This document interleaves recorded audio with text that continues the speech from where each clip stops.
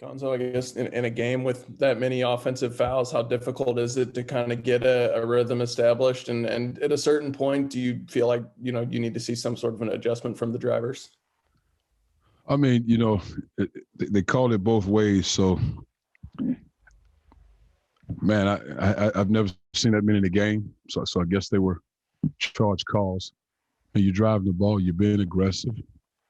Yeah, man, just tell the guys, drop your shoulders, get around what we normally say in practice, get your shoulders around his knee or his hip, and then make a play. But I don't think I've been a part of a game with that many offensive fouls. Again, they called them both ends. So, Eric.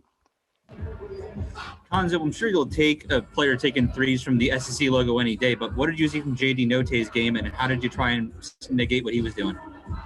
Well, he had 2 deep threes earlier, and I think that really kind of got him going. He got his confidence up because he's a confident scorer. Now, I don't think he scored it that well lately. But, again, it was coming at some point because he's an aggressive scorer. And if his shot is falling, as you see, they went through him, and he made plays. And I think it was a 3-point game right there. It was a loose ball. He got it, put it up. That was a tough one right there. But I thought our guys did an excellent job fighting back. And I was proud to see Parker game ready, came in and played major minutes for us. But, I mean, again, he's that type of player. I mean, some nights he doesn't go for him. I don't think he played very well. I don't even think he played in the second half at our place. And obviously he played well tonight. Andrew Kaufman. Hey, Coach, how does a game like this prepare you for the upcoming NCAA tournament? Well, it's simply basketball. It's a good opponent and they're good players. It's basketball. I think the NCAA opponent, you don't know who you might have a team that runs a Princeton-style offense. You might have a team that plays 2-3 zone the whole game. You don't know. I think we've had enough preparation just in our schedule all season long. You just never know the style of play. I think that'll be the adjustment more than anything. Dave Matter.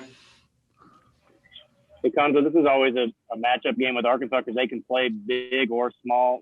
When they went small, did that seem to give you guys a little more trouble and not as comfortable against those lineups? I'm not sure if it gave us trouble. I think the advantage, we needed to probably get more out of Tillman when they're small because we felt like that's an advantage for us. So we didn't win that battle. So if they want to go small, let's make them pay. And I didn't think he had one of his better games, but I think that should have been an advantage for us. I mean, even with whoever they started in the game, we felt like going to him, we could have great production. Go ahead.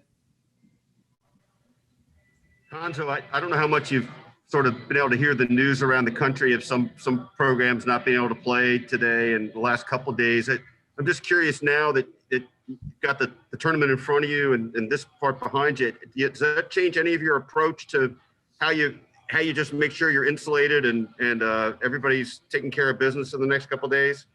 The thing for us, it's we're going from here to Indy.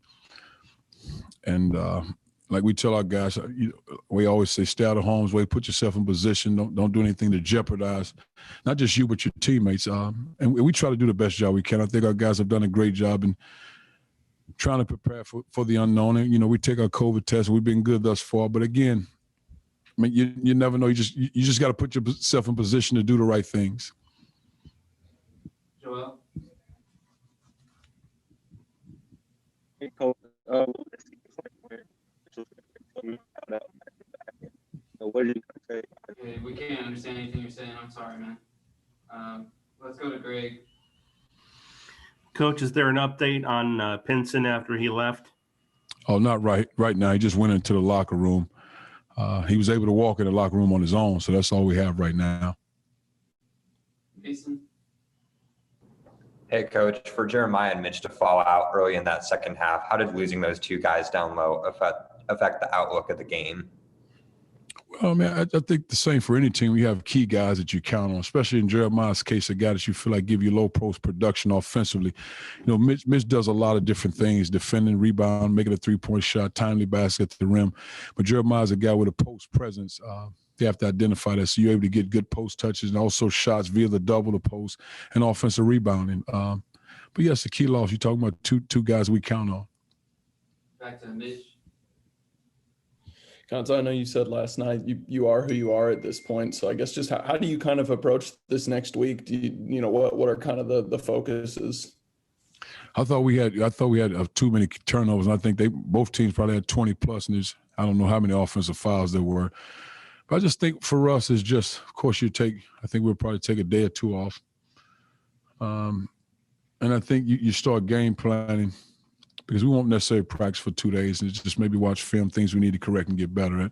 And then you start game planning for whatever that opponent is. Outside of the general stuff that we practice on and work on and practice ball handling, executing offense, those sorts of things, we'll try to be more specific, especially for, the first game, whoever that opponent is. Colin? Yeah, Cuonzo, the finishing at the rim was a bit of an issue again tonight. I think the stat system had you guys at 9 of 23 on layups. Is it just want to at this point in the season? No, just making them. I mean, if you got opportunity to get at the rim, it's making them. And plus, you oftentimes you got to be good at the rim. That's got to be something that you normally do. When you make plays, you got to be comfortable at finishing at the rim.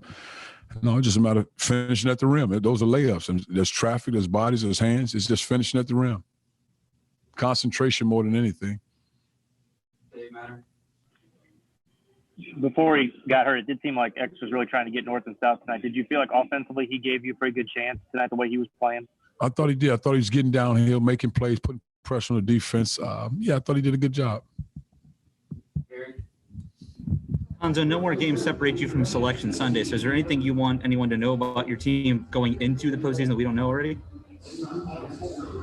No, I mean, we're in the tournament. I think I don't want to give away the secrets. If anything, I mean, that's their job to find out. You guys know us very well. Anybody else, it's their job to find out. Go ahead. Cuonzo, is kind of similarly to that, what kind of potential your team has, and it's also not been the best month that you've had in the last few weeks. What is it you'll try to get across to them to tap loose what you think is their potential here in the tournament?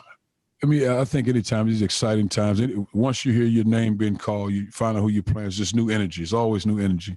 I mean, you've seen teams all of a sudden 5, 6, 7, 8 seasons, all of a sudden make a great run. It's just a new energy, refocusing on the task at hand. It's probably good to play somebody you hadn't seen before.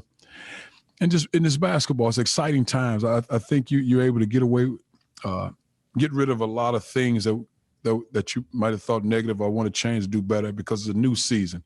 The energy is exciting, and it's truly one and done. It's truly one and done. It's like you got to win or you go. You don't, you go home. And I think those things are exciting times to just regroup, refocus. Because like I said, we have all the parts. We just got to be consistent in what we do.